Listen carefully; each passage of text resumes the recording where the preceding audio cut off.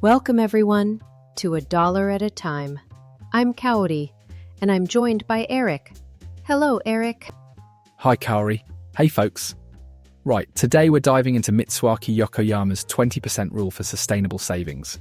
We talked about paying yourself first last time, but this episode goes deeper into why that 20% matters and, honestly, how to pull it off without wanting to tear your hair out every month. Yeah, and what really stands out to me about Yokoyama-san's approach is how he makes saving non-negotiable. You know how we treat paying the rent or the electricity bill as absolutely necessary? He says, why not treat savings the same way? Exactly, and that little mental trick changes everything. If you think, this isn't spare change, but a sacred obligation to your future self, well, it just shifts your mindset.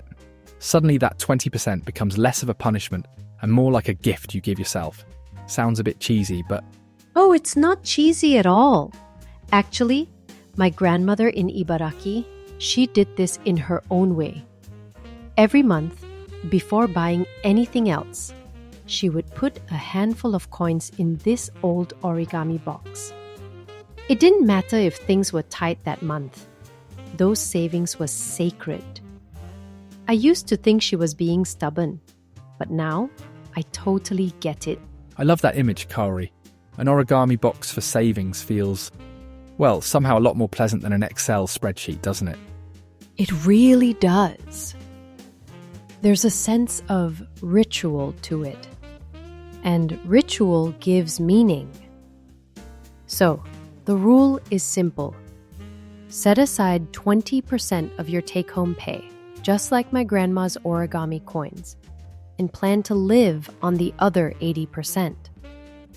And if that sounds like an impossible mountain, don't worry, stick with us, because we're going to break down how to actually make it work for you. Let's be honest, sometimes 20% just sounds impossible. It's a big jump if you've never saved consistently before. I mean, plenty of people listening probably looked at their accounts and thought, where's that much money even going to come from? Totally. If you can't quite reach 20% right now, start with 10%. Even 5% if that's all you can swing. The point is progress, not perfection, and you can always build up as you find more breathing room in your budget. Revisiting spending patterns is so key here because money can leak out in places you just don't see. So true. And unconscious spending is sneaky. I had this brilliant story from one of our American listeners. She tracked expenses for just a week and realized she was handing over about $70 a month to digital subscriptions she wasn't using. I mean, $70. That's almost $1,000 a year for, let's be honest, stuff you don't need. Ah, subscriptions. They multiply like rabbits. But it's not just that, right? Credit card auto charges, those gym memberships you forgot you had, it all counts. Take a really honest look at your statements. Sometimes the money is right there, waiting to support your savings. It's just hiding out under miscellaneous. And, this doesn't mean deprivation. It's about getting aware, cutting the stuff that doesn't serve you so you can actually fund your future. And if you keep checking in, you'll often find opportunities to bump your savings rate up over time. You don't need to leap from 0 to 20% overnight. Exactly. So start where you are. Even tiny steps create momentum. Kaizen, right? Continuous small improvements. If you revisit your budget every month, you'll absolutely spot ways to free up more for savings later. Be patient with yourself.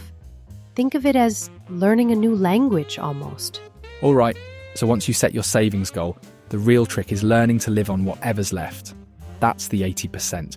It does mean you have to, look hard at fixed costs. Stuff like rent, phone plans, insurance. Sometimes a quick call or switching providers can save you real money without changing your lifestyle that much. I'm always surprised how many folks just sort of assume their monthly bills are carved in stone. For sure. And let's not forget one of the best tricks in the Japanese savings playbook. Treat bonuses, tax refunds, any little windfall as off limits for spending. Stick those straight into savings if you can. It's a shortcut to building your financial cushion without feeling the pinch in your everyday budget. It's brilliant, right? Because we tend to see those windfalls as play money.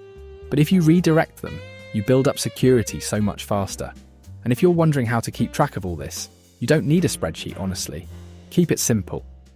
I know in previous episodes we talked about automation and vaults, but today I'd like to highlight what Kaori mentioned a while back, the kakeibo, that household ledger from Japan. Yes, the kakeibo is like a gratitude journal, but for money. You note what comes in, write down what goes out, and every month reflect on what you're thankful for.